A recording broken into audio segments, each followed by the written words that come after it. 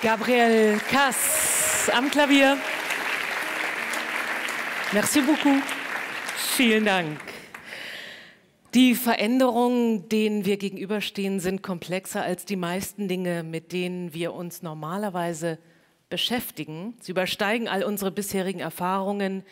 Sie übersteigen die Sprache und die Metaphern, die wir benutzen, um unsere Realität zu verstehen. Liebes Publikum, das ist ein Zitat, das stammt von dem isländischen Schriftsteller Andri Snær Magnason, den wir heute Abend auch kennenlernen werden.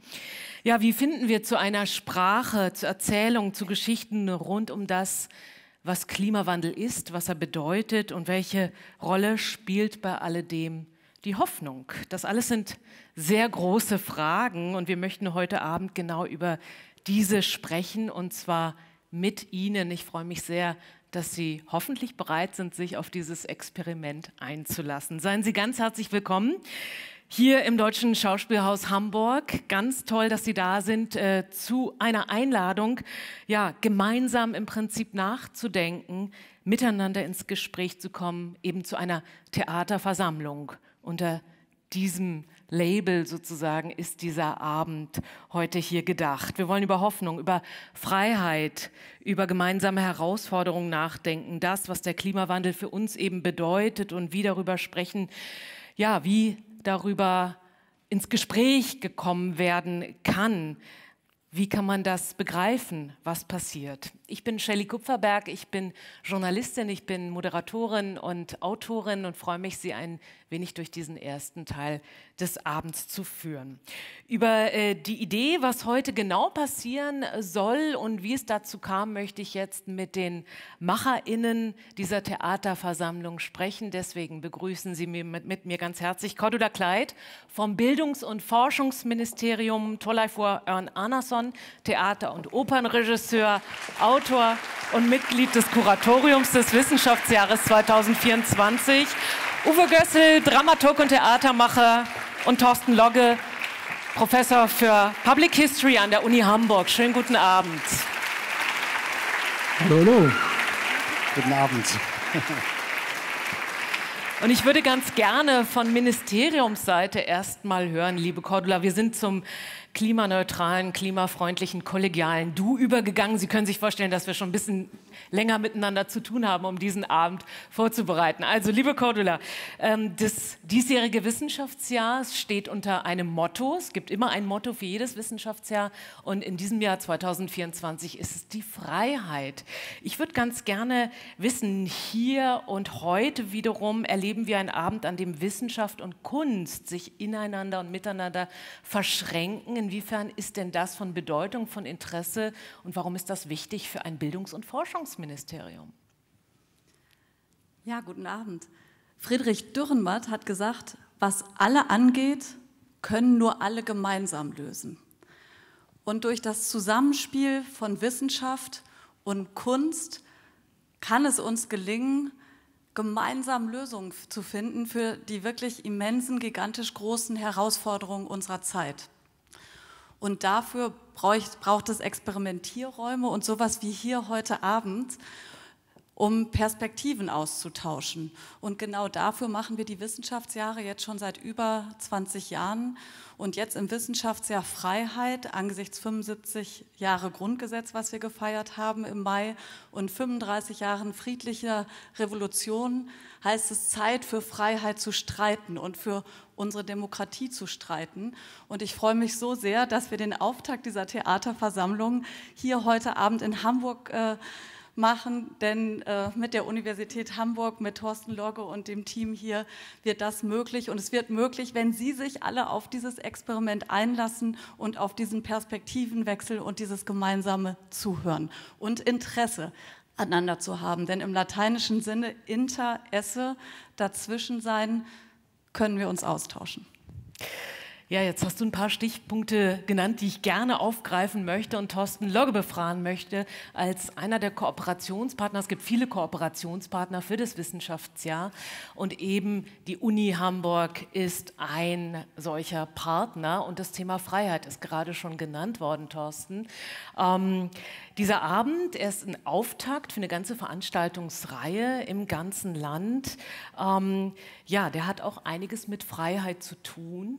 Es gibt ein Freiheitsarchiv, an dem ihr gerade arbeitet. Da werden Stimmen gesammelt, eben zum Thema Freiheit. Mit welcher Idee genau entsteht dieses Archiv? Ja, auch von mir erstmal hallo.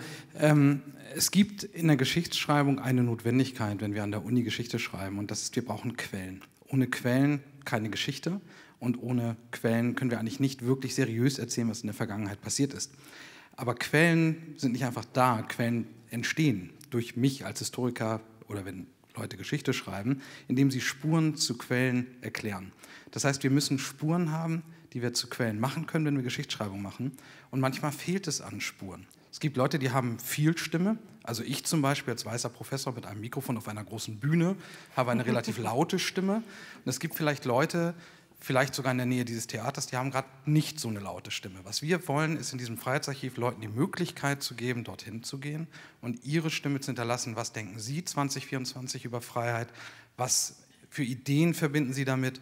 Und wenn wir die dann hinterlassen als Spuren, dann können zukünftige Historikerinnen vielleicht diese Spuren finden und sie dann als Quellen benutzen. Und das ist die Idee, warum wir das machen.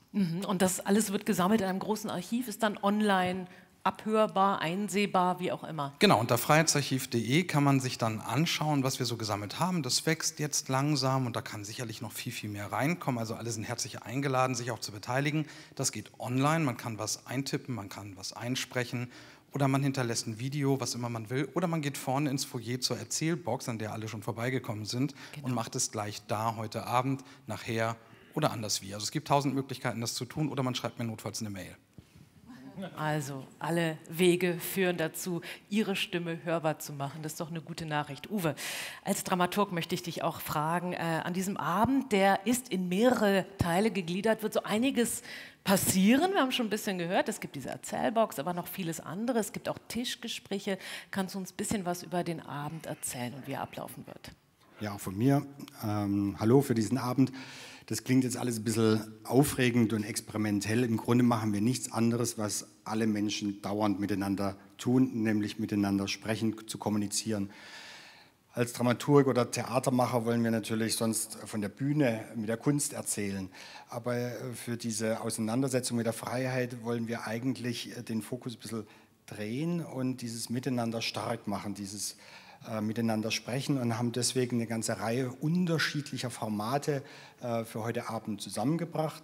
Wir werden im Anschluss an diesen Impuls, der uns geistige Nahrung stiften wird, eine sogenannte Fishbowl-Diskussion machen, wo wir einerseits die Experten dabei haben, aber ein Drittel davon eben auch aus Ihnen Plätze anbieten, direkt hier auf der Bühne mitzudiskutieren. Im Anschluss daran gibt es die Gelegenheit, an verschiedenen Räumen hier im Marmorsaal und in den Foyers zu sogenannten Tischgesprächen zusammenzukommen. 10 Leute teilen sich einen Tisch.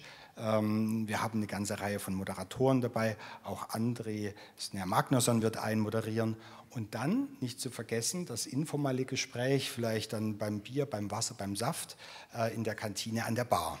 Also im Grunde ganz unterschiedliche Aggregatzustände, die mit diesem Sprechen verbunden sind. Und wir gehen zurück eigentlich auf etwas, was mit der Erfindung des Theaters im alten Griechenland schon Usus war, nämlich das Verhandeln der Themen auf der Bühne zu verbinden mit dem Sprechen im Forum.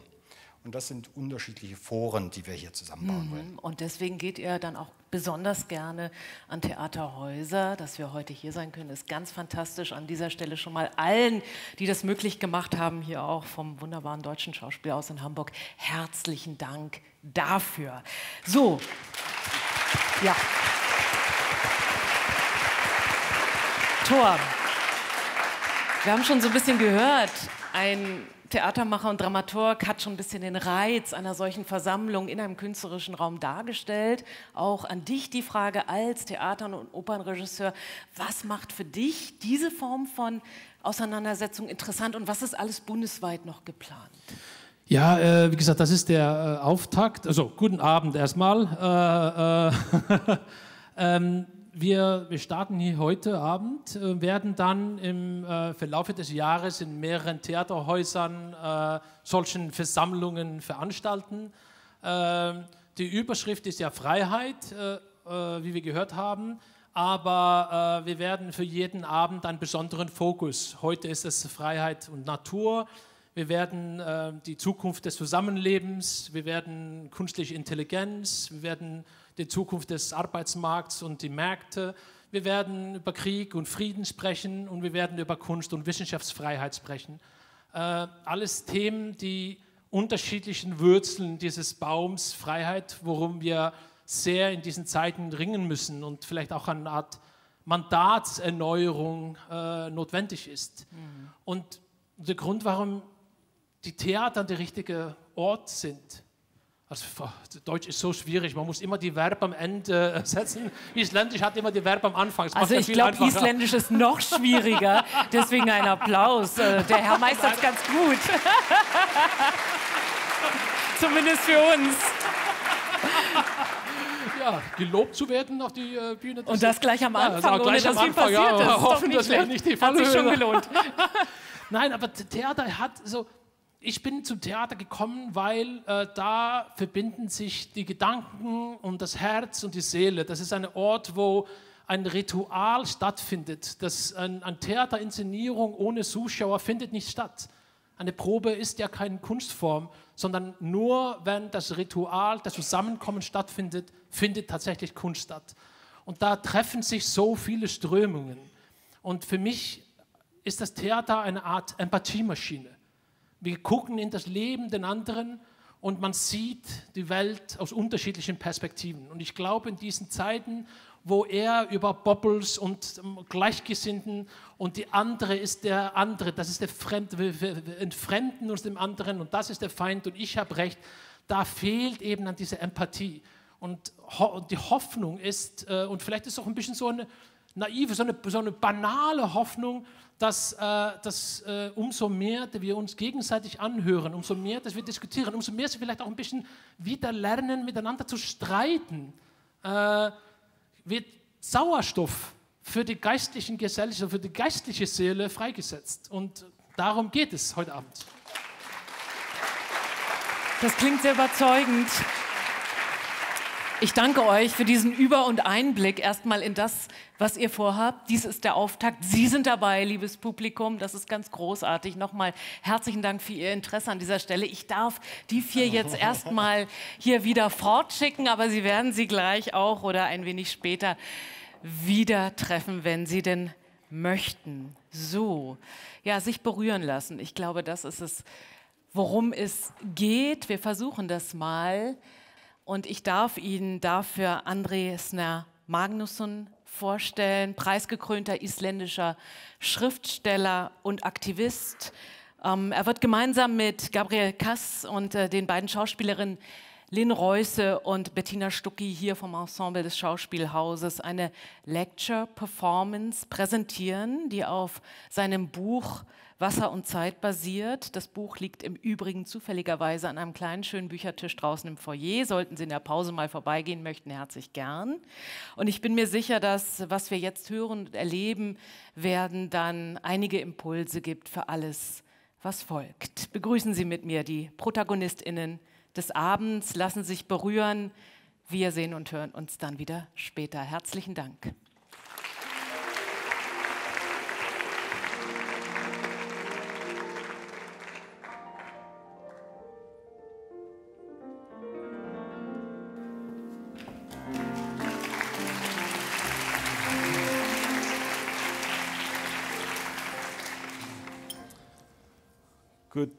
Guten Abend.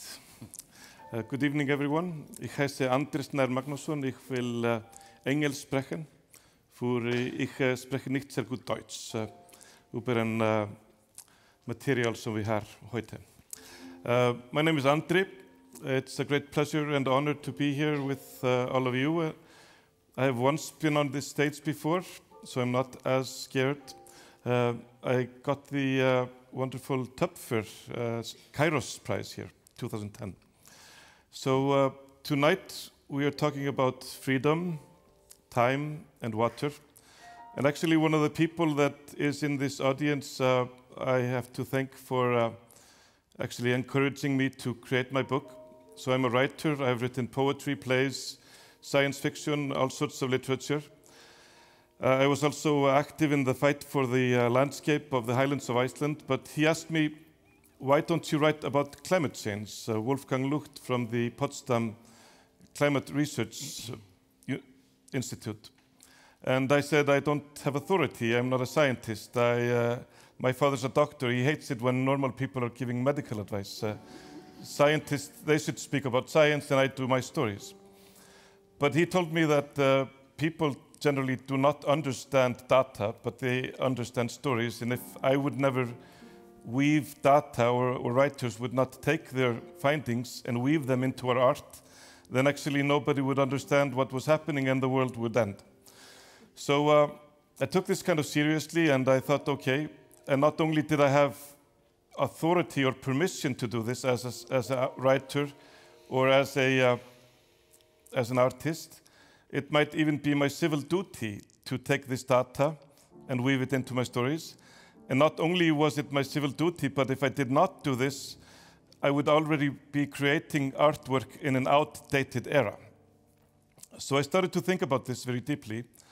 And I told my friends, hello, I'm going to write about climate change. And they were all like, oh, here he goes again. And I was thinking, these intelligent friends of mine, why didn't they feel like this was a worthy subject? They said, write a crime novel, that will sell. And so I was thinking a bit, and then the next time they asked me, what are you writing, Andri? And I said, I'm writing about time and water. Then they were all like, wow, that's interesting. What do you mean? Well, basically, in the next 100 years, every single element of water on our planet is simultaneously going out of balance. The glaciers are going down, the sea level is going up, the pH level of the world oceans is reaching a level not seen for 50 million years. The permafrost is thawing, the ice caps, the warming of the waters is amplifying hurricanes, seasons are going out of balance, rain, snow, groundwater, just every single element of water you can imagine that we rely on and we have aligned ourselves against for the last 6,000 years is going out of balance. And they were like, yeah, on a time somebody is born today becoming as old as my grandmother. And then they were all like, wow, this is really serious. And I said, yes, it's very serious. It's sometimes called climate change. So I felt like the challenge was not only understanding the science, but actually breaking through the herd immunity that we had against the talks of this. So the challenge was in the language. And my friends here on stage, they're going to give us a little insight into this first challenge.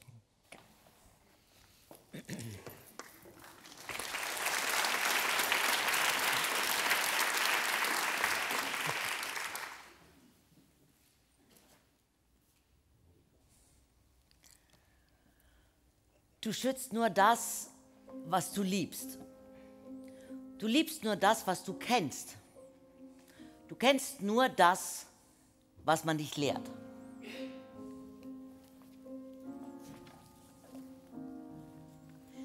Achte das, was du beachtest. Mögest du in interessanten Zeiten leben.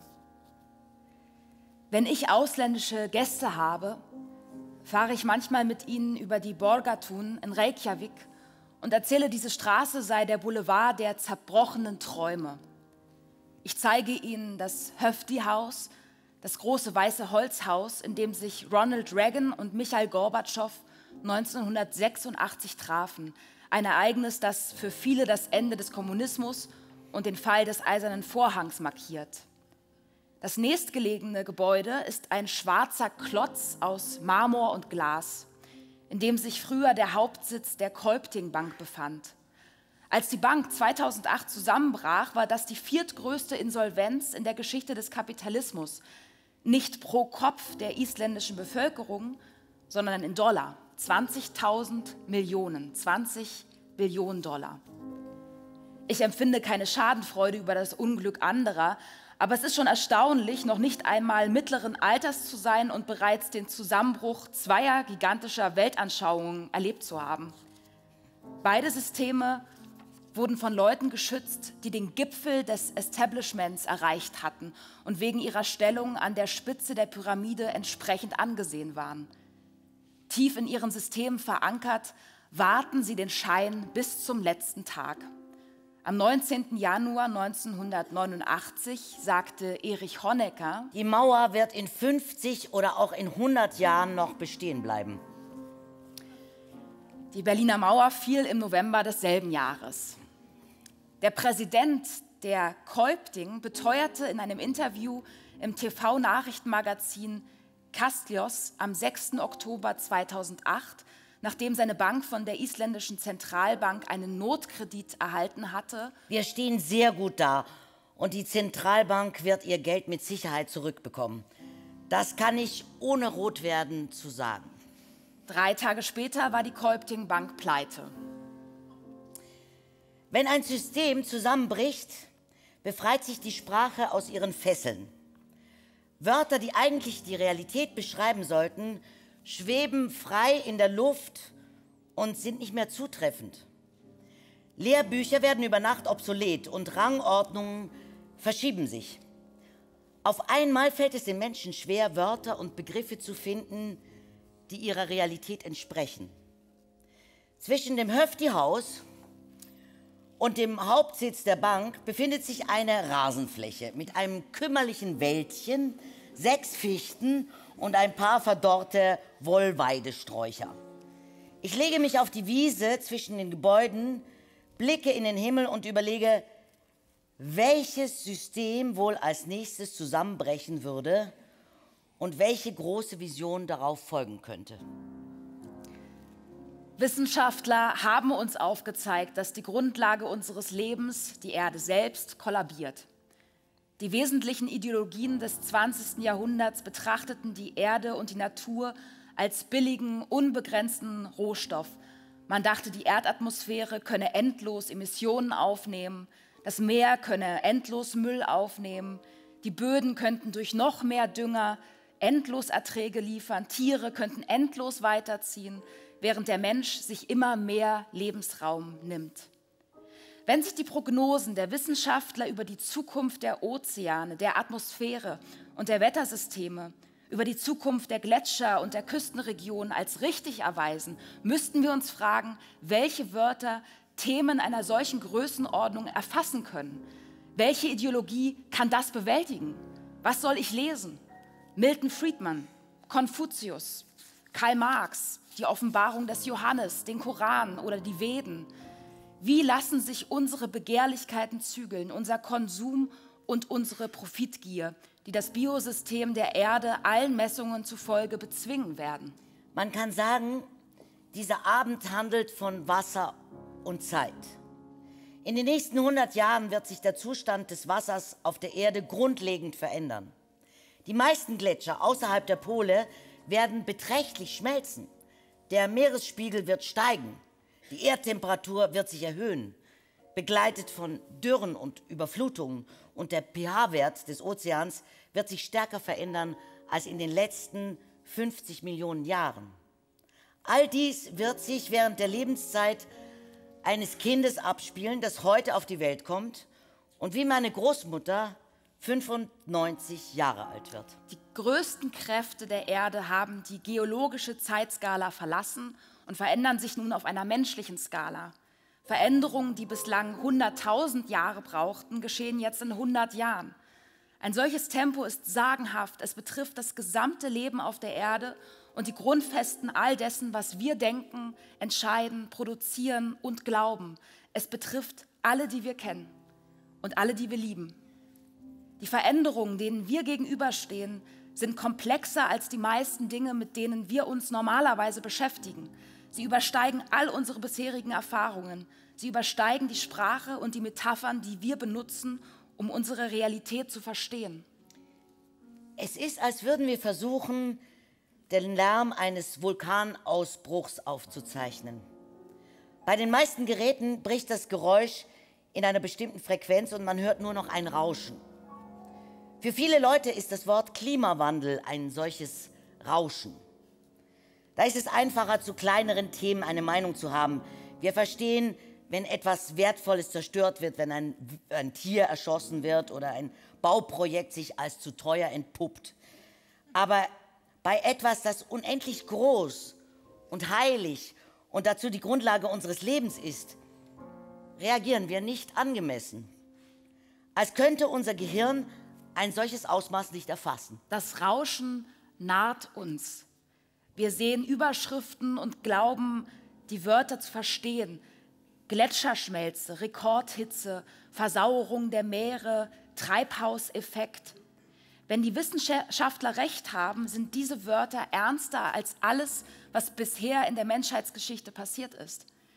Wenn wir sie gänzlich verstehen würden, hätten sie unmittelbaren Einfluss auf unser Verhalten und unsere Entscheidungen. Doch 99% der Bedeutung dieser Wörter scheint in dem Rauschen unterzugehen. Vielleicht ist Rauschen nicht die richtige Metapher, denn das Phänomen ähnelt eher einem schwarzen Loch.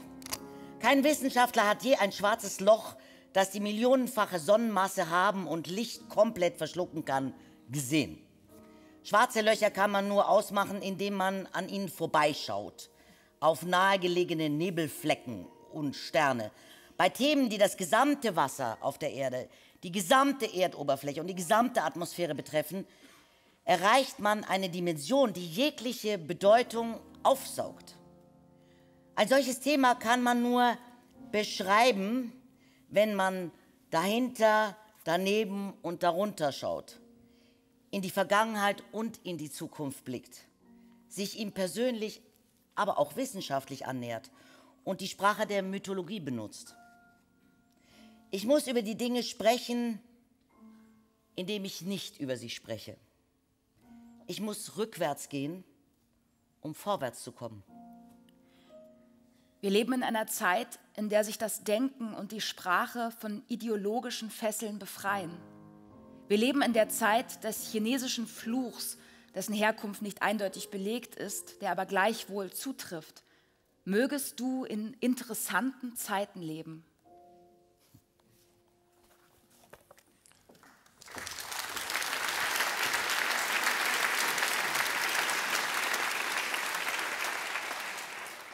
So how can you write about an issue that is larger than language?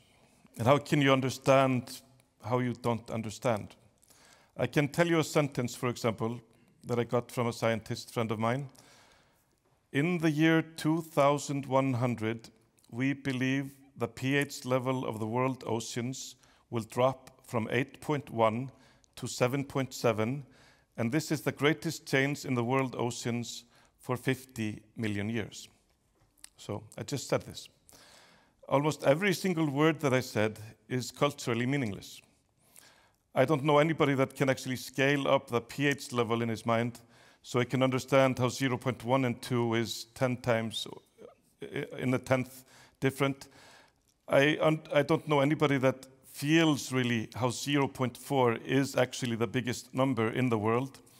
I don't know anybody that actually would cry if I would say 7.5 or 7.3. 50 million years, would you have reacted double if I said 100 million years? 50 million years just breaks the scale. But that means a single human being born today, becoming as old as my grandmother, is seeing a bigger change in the world oceans than not only all the ancestors of man, if we are 300,000 years old, all the ancestors of the Homo species, 5 million years old, but 10 times the evolution of humanity. So this is the black hole. And then even dates like 2100, we don't relate to them. You could raise your hand if you believe and agree with me that 1970 was 30 years ago, and that 2050 is after 50 years. And if you don't agree, then I think we all can agree that 2100 is after 100 years. So in a really strange way, we're disconnected to a date. When a scientist says 2100, we don't feel anything. We don't have any reaction. So the black hole metaphor is about looking at the periphery, looking at the neighboring stars and galaxies, So to understand science, I use mythology. To be rational, I use poetry. To understand the future, I go and visit my grandmother. So I can talk to my grandmother, or I could talk to her. She would have become 100 years old actually last weekend. She became 98, and she had a clear mind until then. And I could ask her, are 100 years a long time or a short time? And she would tell me 100 years are like this. So I took my daughter and we went to visit my grandmother and look at her old film collection.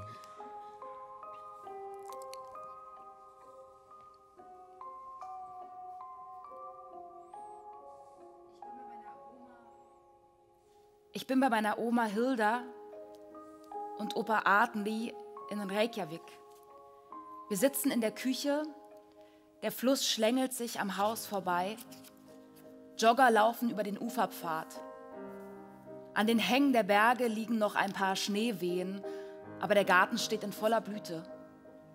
Ich klappe meinen Laptop auf, klicke ein Video an und zeige meinen Großeltern einen Film, den seit Jahren niemand mehr gesehen hat. Ich hatte eine alte 16 mm Filmspule in ihrer Abstellkammer gefunden und digitalisiert. Mein Großvater hat den Film 1956 gedreht, schwarz-weiß und ohne Ton, aber die Bildqualität ist perfekt. Festlich herausgeputzte Kinder sitzen in der Sonntagsstube, in dem großen weißen Haus, das mein Urgroßvater am Ufer des Flusses gebaut hat. Die Kinder trinken Cola aus kleinen Glasflaschen und meine Großmutter kommt lächelnd herein, eine prächtige, mit brennenden Kerzen geschmückte Sahnetorte in der Hand. Am Tischende sitzen die 10-jährigen Zwillingsschwestern eng beieinander. Sie lachen und pusten kräftig auf die Kerzen.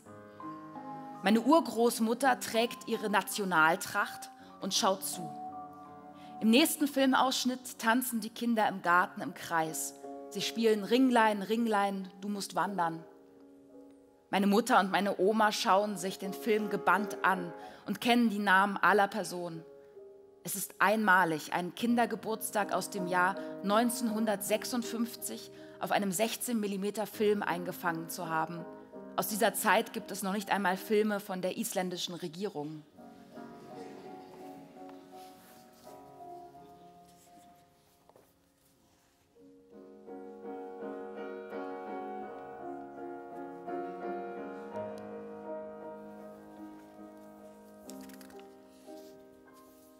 Das Telefon klingelt und Oma steht auf.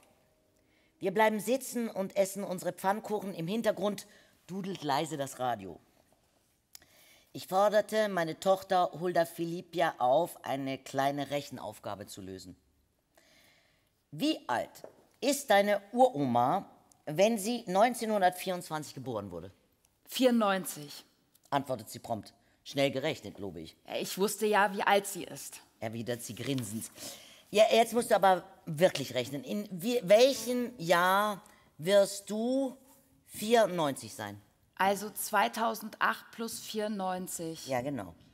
Sie nimmt einen Zettel und einen Stift und schaut ungläubig auf das Blatt. Dann zeigt sie mir das Ergebnis, als müsste es ein Missverständnis sein. 2102. Stimmt.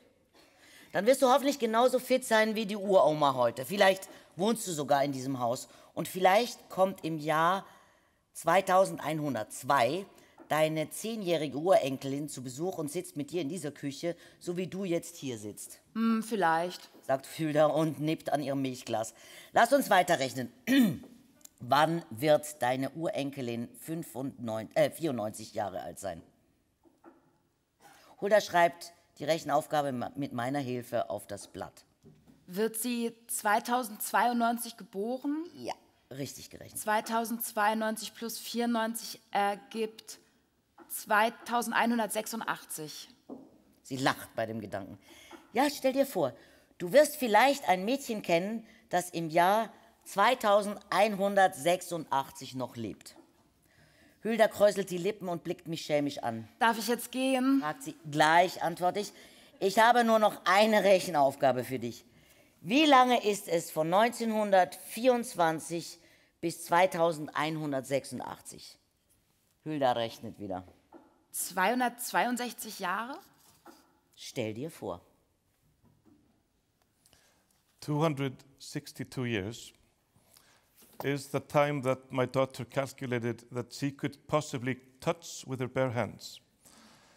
Because our time is the time of the people that we know and love, the time that creates us, versus the time of the people that we will know and love, the time that we create. So my daughter might be able to touch 262 years, 1924 to beyond 2170. So this is the handshake of generations. And before I could start writing the book and use dates like 2100, I needed to make a statement like this. So when I say 2090 or 80, we don't feel like it's beyond our imagination. It's only halfway. It's not Hunger Games, it's not Blade Runner. It's only halfway in our intimate continuity. So I continued to try to connect myself to time and understand time and how fast it passes. And I went into the archives of the Andri Snær Magnason Institute. This was one of my first summer jobs in this institute. And here we have a copy of the Codex Regius, the primal source of Nordic mythology. And here we can actually read still, 800 years later, Deyr fé, deyja frændur, deyr sjálfur sama, en orðsdýr deyr aldrei hveim sér góðan getur. Here it is. Deyr fé, deyja frændur. It means your family dies, you will die, but a good reputation will never die. And this book is 800 years old, and it's been preserved for all that time. And I thought, could we plan to preserve this manuscript for 800 years? Could I write something that somebody will relate to and even understand in what year? 2800. And in these archives was something that I thought was even more fascinating. They had 1,000 hours of recordings of old women singing lullabies that they learned from their grandmothers, that they learned from their grandmothers, that they learned from their grandmothers.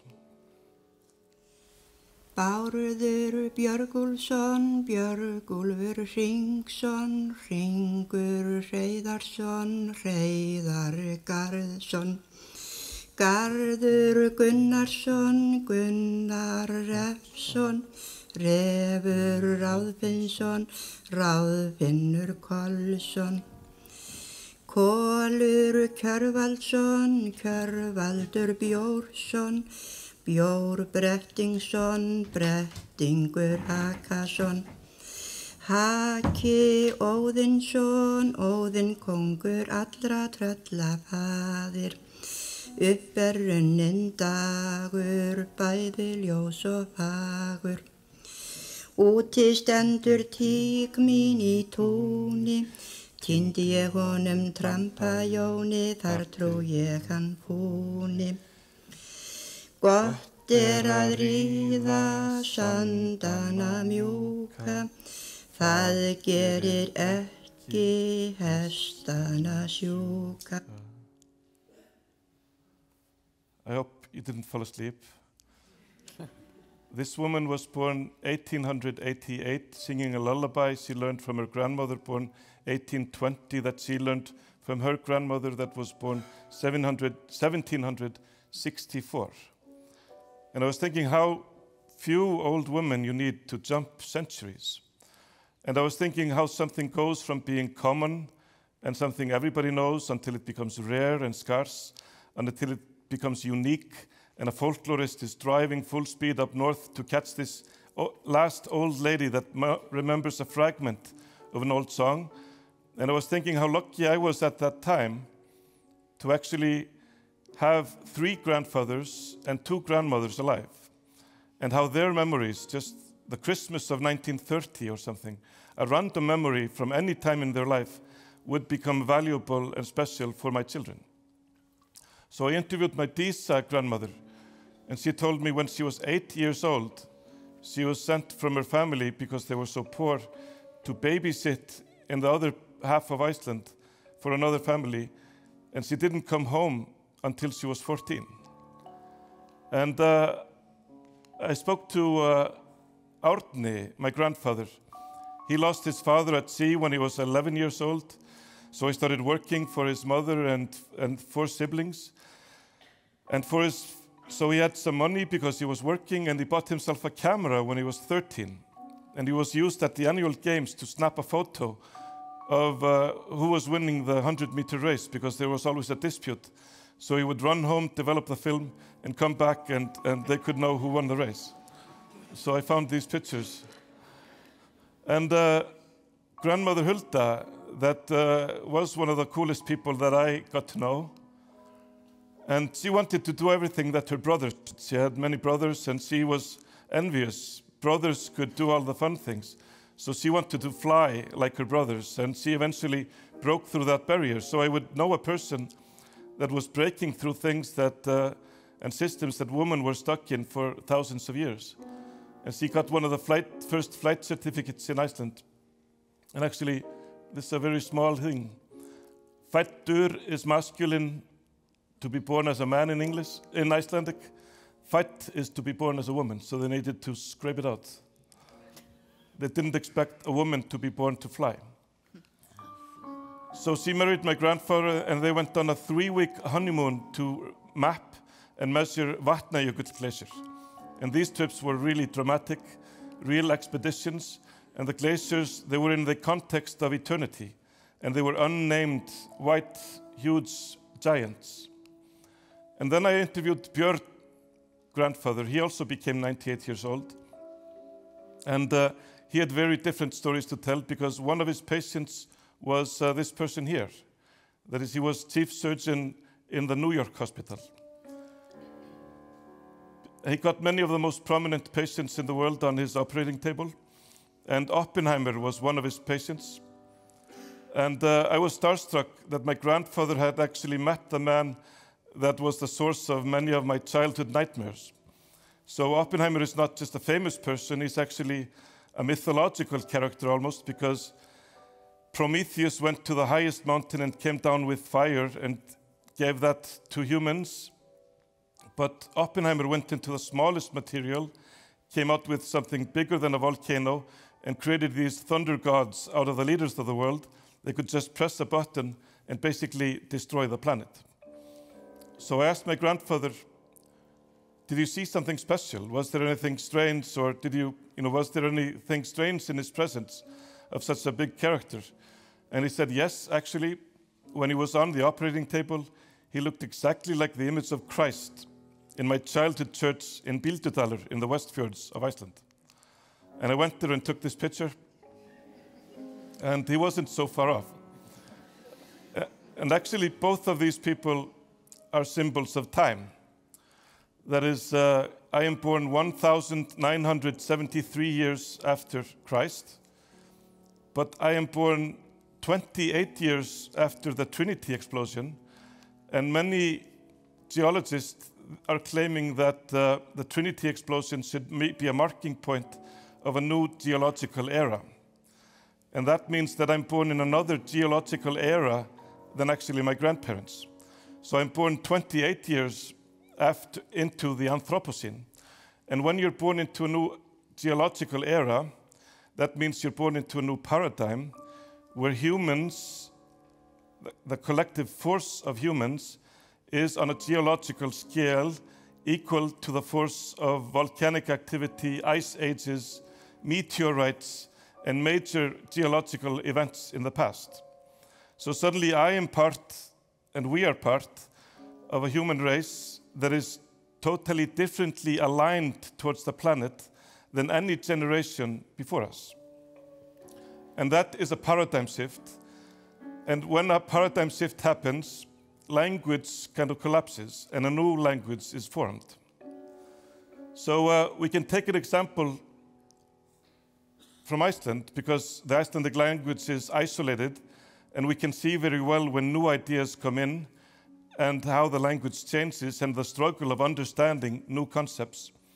So the Skaldic poets, for example, around the year 900, they had very strict rules of how to refer to things.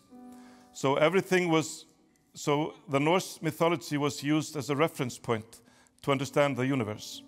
So in a poem, you did not say sky, you said dwarf's helmet, and you did not say earth, you said Odin's bride. And if you did not say that, you were not considered a proper poet, and your poetry was not powerful enough. So then they became Christian in the year 1000. And how do you praise the new God, the creator of heaven and earth, when the language forces you to talk about the creator of Odin's bride and the dwarf's helmet?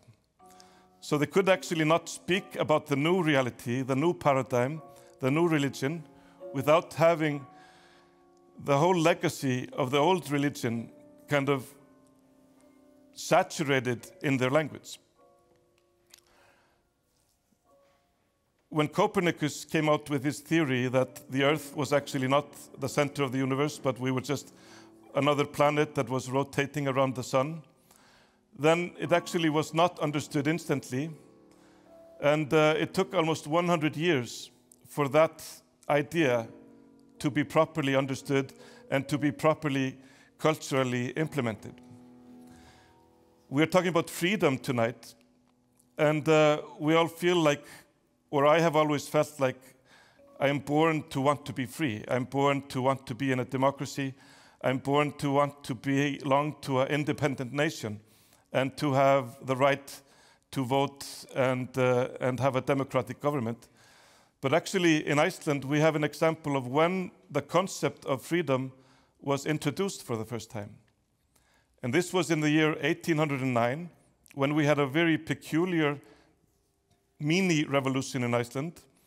So this person, Jörgen Jörgensen, came to Iceland with British soap merchants. They had a dispute with the local Danish government. They locked them up in a house.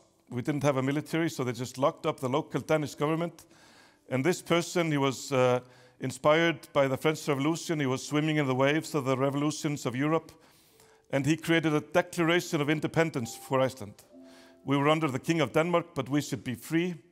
And he wrote this independence declaration in a day, just like I would write a Facebook status, claiming that Iceland was free, that he would be a temporary ruler, and in 1810 we would have a constitution and a government or an assembly chosen by the people where the lowest would have an equal share as the highest. And for me, this is a text that I feel like I'm naturally born to understand and want. But in the year 1809, the French Revolution had not been translated to Icelandic, so not only was the idea introduced, but it was implemented the same day. And people just didn't know what he was talking about. Nobody had been talking about freedom. What's a constitution? How is this assembly? Where do you stand? Where do you sit? And we didn't know what a not king was. What's a not king? And the absurdity of the poor people, which were 95% of Iceland, and could obviously almost not even think for themselves, that they would have an equal right as the noble people that were ruling the country. So he was called the King of the Dog Days, and it wasn't until 1918 that Iceland became independent. So the people that understood what he was saying, they were born 1809. In 1850, the ideas were still radical, but after 100 years of poetry, arguments, songs, declarations, books, meetings, we finally became independent. And at that same time, women got the right to vote. And you would think after a few years of equally many men and women voting, you would very soon have an equal parliament. That should be a natural solution out of people voting in secrecy. 60 years later, or around that, in the year 1975, we had the women's strike in Iceland after women had been voting for 60 years, but still we only had 3 women in the parliament. of about 60 parliament members. So after that, 4 years later or 5 years later, we had the first female president. Only last year did we have an equal parliament of men and women. And the recent presidential election, the three highest looked like this. But again, it took 100 years until we reached this level of equality and freedom of women. So Max Planck said that a new paradigm doesn't really set in, or a new scientific understanding doesn't set in, because you persuade the others, but actually because the old ideas eventually die out and a new generation comes in. So this brings us to me lying in this bush over here and thinking, what is next? What words do I not understand now?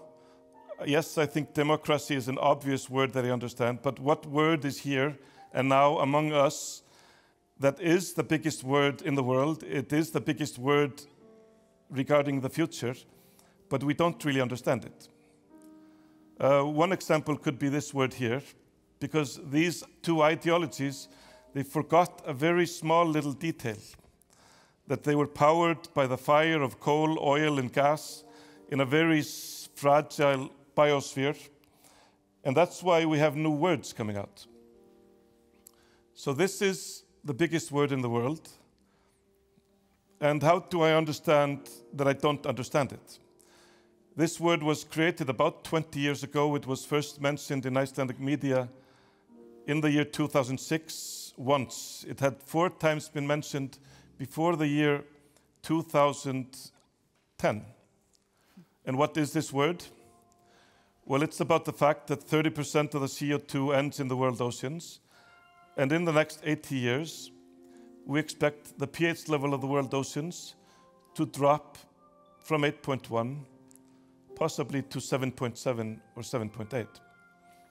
And this again, when you see something like this is happening, this is a paradigm shift.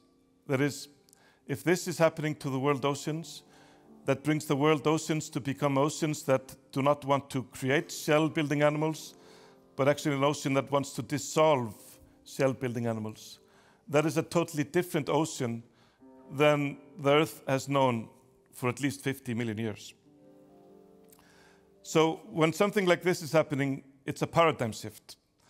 It means that everything that we take for granted was wrongly calculated. Everything we know, everything that we have been learned to believe is a good reality, in good intentions, was wrongly calculated. So I was thinking about this and the future of the oceans when I got a strange phone call, and I was invited to interview the Dalai Lama. And this came up kind of as a surprise, and I thought they were joking, so I said, I'm Christian, I have to call the Pope and ask for permission. And they called me the next day and they asked me, what did the Pope say? And I said, he said, amen. So the interview was on, and I had some questions that I could prepare for His Holiness. And I was thinking, what can you ask a person that has reincarnated 14 times? It has to be a super intelligent question. Gabriel, what would you ask him? How long did it took you to become the best version of yourself? Yeah, that's a good question. How long did it take to become the best version of yourself? Or did you ever fall in love? How was your 7th life compared to your 11th life? But I was diving into mythology. I was reading the Edda, and I was thinking, maybe I have finally the appropriate opportunity to ask something connected to this. Sól tér sortna, sigur fold í mar, hverf af himni heiðar stjörnur, geysar eimi við aldur nara, leikur hár hiti við himinn sjálfan, geir nú garmur.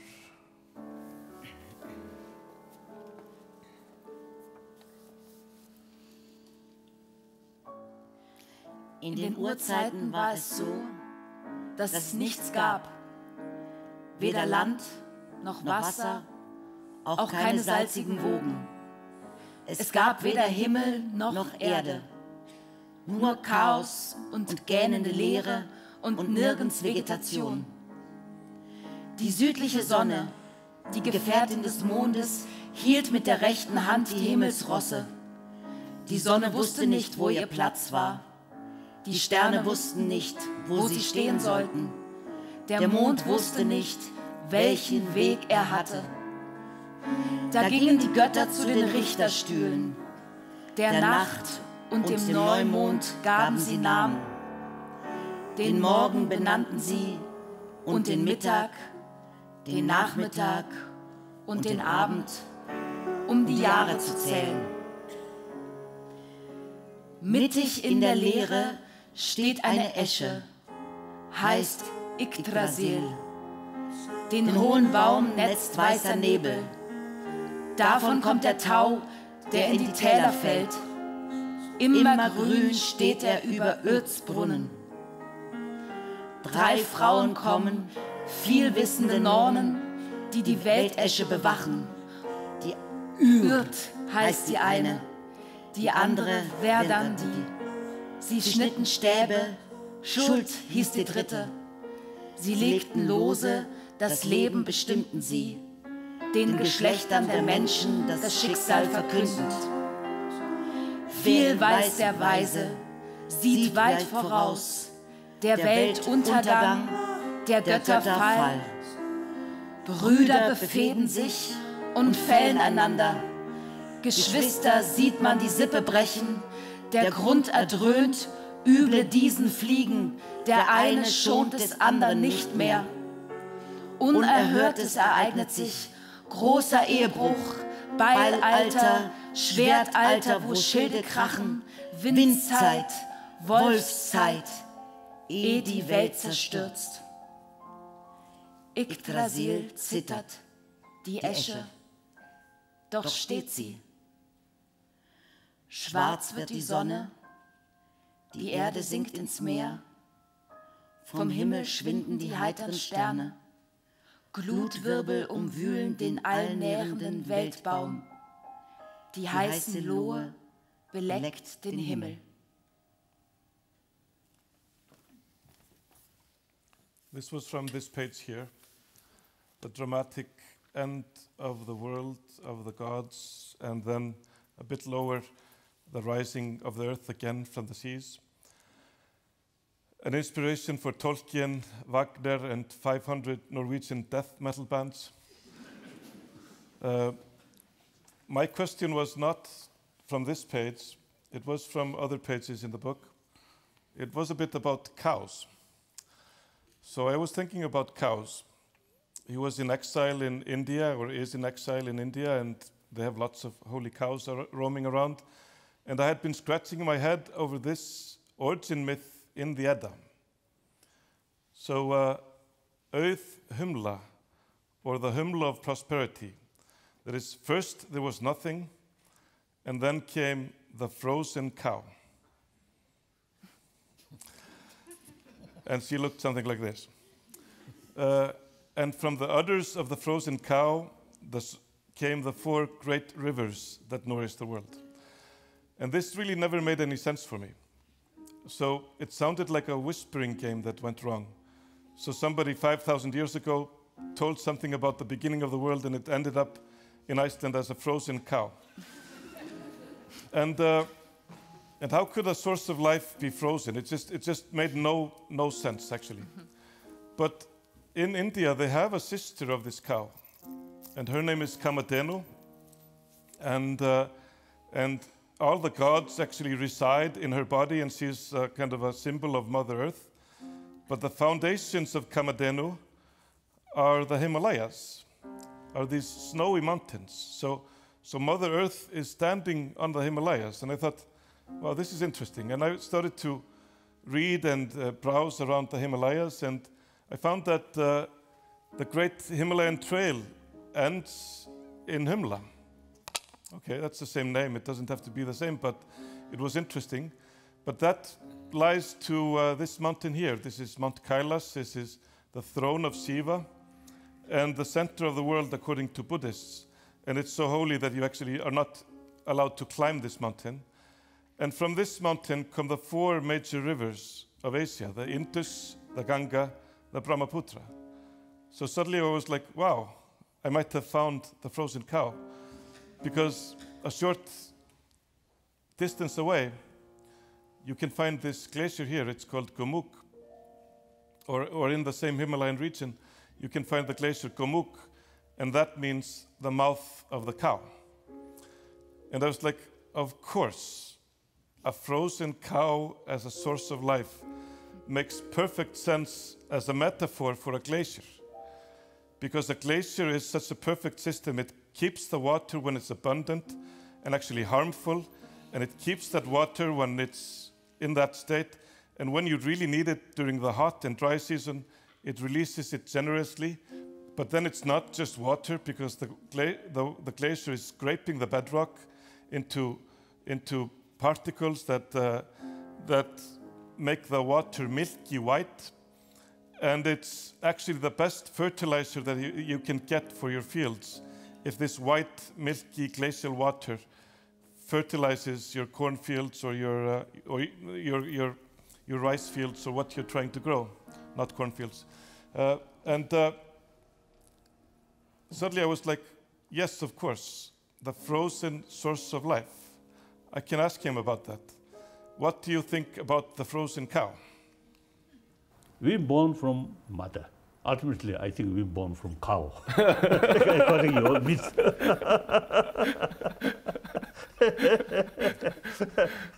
But even cow, okay, it's very compassionate cow. Magic cow. Magic cow. Magic cow. Yeah. So he just made fun of me. He thought I was from a strange cow cult in the north. But the interview and the discussion went on.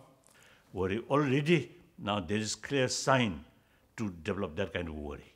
And then inside Tibet, according to many people, now the many century-old glacier now reducing, and temperature also increasing.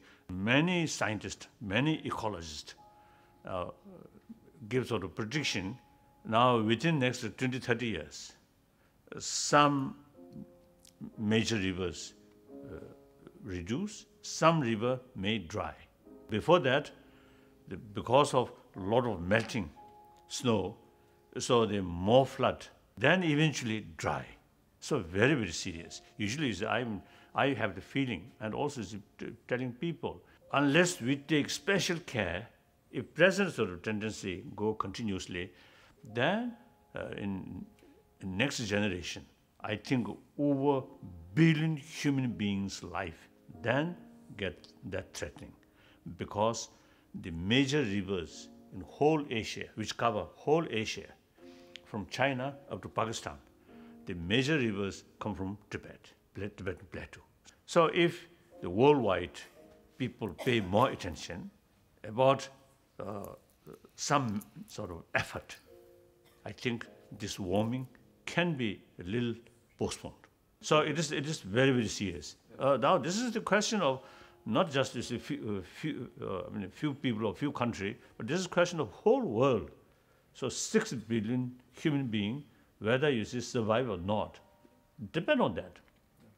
If whole world become desert, then everybody have to go. I think nobody wants that.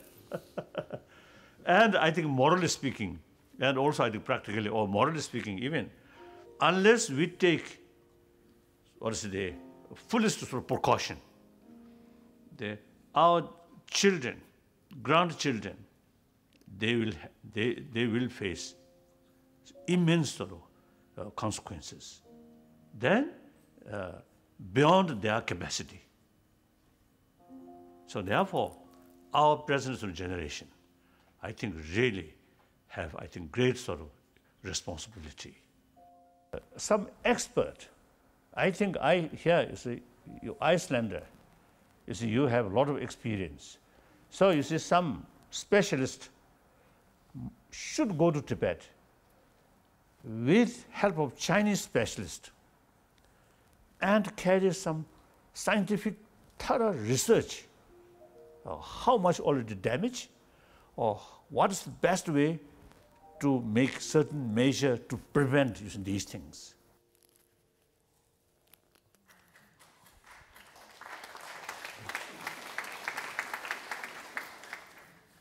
So here's the frozen cow, the source of life for 1 billion people, the snowy mountains, the glaciers of the Himalayas. And as soon as I stumble upon this metaphor of the holy cow, it seems like she's already dying or she's in great trouble. So 1 billion people, how do you understand that? How do you understand 1 billion? And how do you understand how this is the most densely and vulnerable part of the world? So I go to meet the wise man in the snowy mountains to ask him about the future. And the wise man basically says, go and ask your grandmother. Because go and understand what the Icelandic Glacial Research Society is doing. And because the Glacial Research Society in Iceland has been measuring and mapping the glaciers as citizen scientists and scientists for 70 years, there's great knowledge that we have unexpectedly to understand the future, because they never expected these eternal entities to actually be temporary. So I spoke to my grandparents again, and they were telling me about their honeymoon on the glacier in 1956. They were stuck in a snowstorm. They were in the tent for 3 days. They were snowed in, and I asked them, weren't you cold? And I said, cold. We were just married. And I was 10 the first time I asked this question, and I didn't understand. How do you get warm when you get married? Is it in the ring or something? But the glaciers have been mapped and measured, and we can understand how long the glaciers of Iceland, but also in most places in the world at the same time, will react to the warming temperatures of the world. And we can see how the major glaciers of Iceland will vanish within the time someone is born today, becoming as old as my grandmother.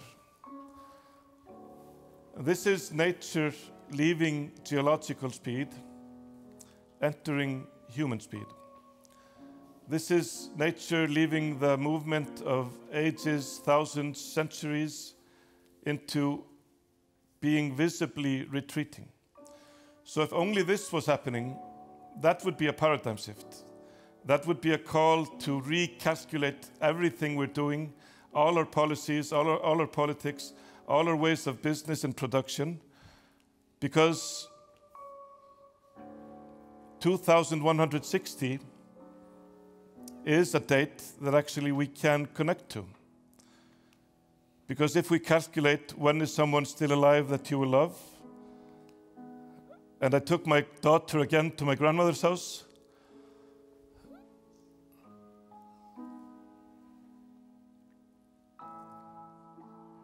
and we calculated, sorry. So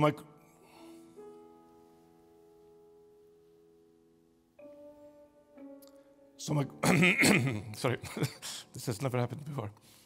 So my grandmother whispered a secret to my daughter, something sweet from the 1930s, and my daughter is going to keep the secret until 2100.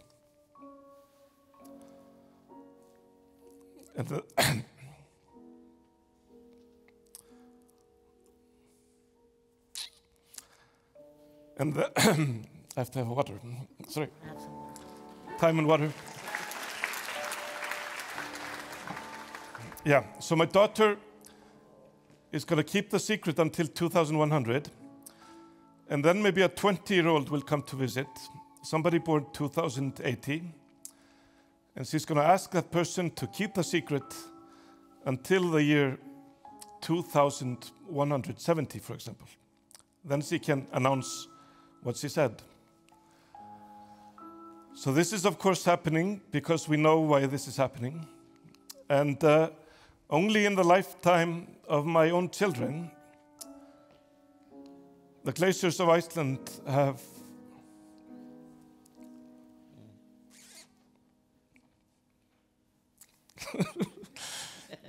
so only in the lifetime of my own children, the glaciers of Iceland have gone like this. So my son was an assistant for artist Ólafur Eliasson that took these pictures in 1999, 2 years after my son was born, and he was helping in the summer of 2019 to compare the places. So this is a change that would normally take 3, 4, 5, 6, 7 generations actually to see. So I got the strange opportunity to say goodbye to the first glacier that Iceland lost to climate change. So I wrote this plaque for the Ok Glacier, and I wrote a letter to the future, and it says, Ok is the first Icelandic glacier to lose its status as a glacier. In the next 200 years, all our glaciers are expected to follow the same path. This monument is to acknowledge that we know what is happening and what needs to be done. Only you know if we did it. August 2019, 415 ppm of CO2. So when is someone still alive that you will love? And this means that if you're a young person today, if you're born maybe around the year the word ocean acidification was created, then you have to challenge this big mountain here. This is kind of our blessing and maybe our curse as well. This is the superpower that created us, the oil, coal, and gas, the energy that enables us to fly and live and grow and produce and drive and do all the things that we have liked and wanted to do. But we're in this extreme paradigm shift where this is not possible anymore.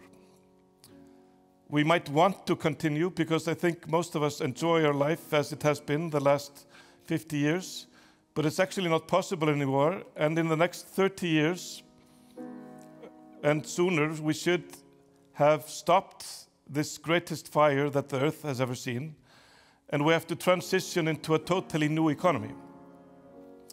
So that means if you're a young person today, almost every single job you want to take has a higher meaning. Almost every single profession you might want to learn has a higher virtue than anything that I could decide to do when I was 15 or 20 years old. So if you, for example, go into fashion, when I would want to go into fashion, it was only about being cool, but actually fashion now is measured like 6% of the problem. So the fashion cycle, the fashion waste, the material, the energy, and then the water that is used to grow all the cotton and all the products. The fashion industry has to be totally destroyed, redesigned, and rethought. If you go into any field, if you go into energy, we have to replace the current energy system with other alternative energies and use less and use better and be wiser in ways of how we use energy. So if you go into energy, then you have this challenge of having to actually redesign and rethink the fundamentals of what we live in. If you go into architecture, if you go into construction architecture, then you have to rethink how we build houses, from what material, the life cycle of the houses, how we heat, cool, how we dismantle houses. And this is very urgent to rethink it immediately because specialists believe that we will build about 1 Manhattan a month in the next 30 years while humans are still growing. So if you're interested in cars or transportation or these systems that we have built up in the last 50 years, they might look at our systems as some kind of a barbarian state because they will have to redesign and rethink almost all our ways of moving, transportation.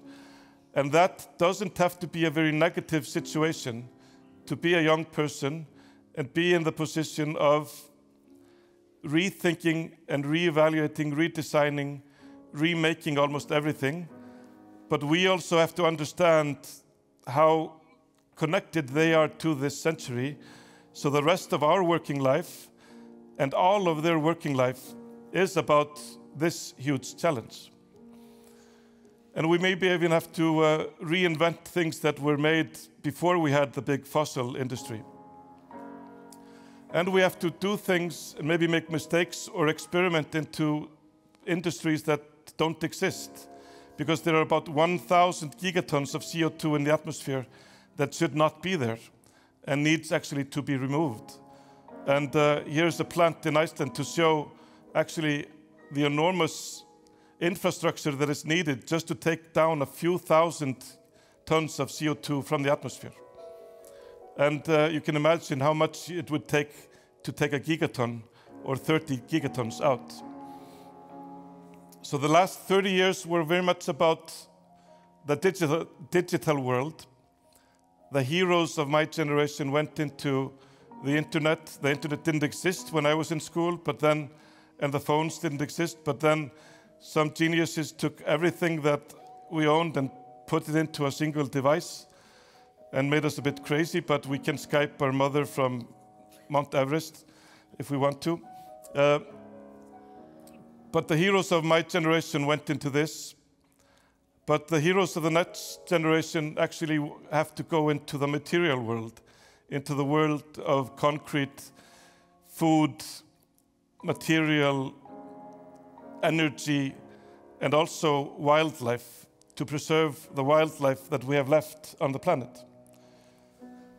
So I was a bit pessimistic, but then I went to visit my grandmother, and she was kind of optimistic. Because she said when she was born, humans had only recently learned how to fly. Only 20 years before she was born, the first flight was 30 meters. 2 years after that, they already flew 32 kilometers.